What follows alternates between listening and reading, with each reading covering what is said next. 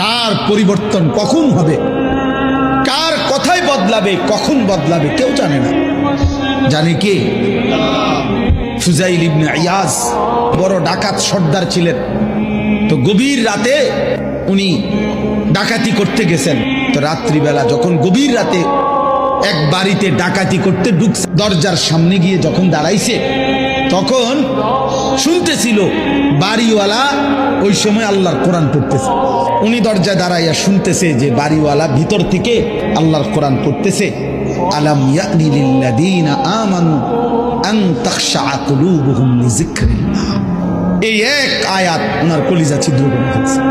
উনি পিছন দিকে ফিরে এসে আর চিৎকার করে দুই হাত তুলে বলছে, আয় রব, আয় মাওলা, সময় হলো, হয়েছে সময়, আমি আর এই নাফরমানির জিন্দেগি করব না, দিলাম ছাইরা। তখন তিনি ওই সময় রাত্রে তো আল্লাহর কাছে এক ফোঁটা চোখের পানি ফেলতে ওনার মন চাইছে, তওবা করবে, মাফ চাইবে, আজকে গুনাহ ছেড়ে দিবে।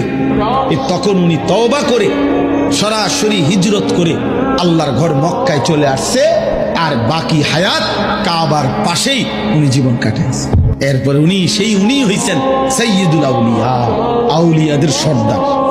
তাইলে বললাম আর কি, যে কোনো কথা, কোনো এক আচরণ, কোনো এক শব্দ অনেক সময় চেঞ্জ করে ফেলে, জীবন তুলপার করে ফেলে, জীবন পরিবর্তন করে ফেলে।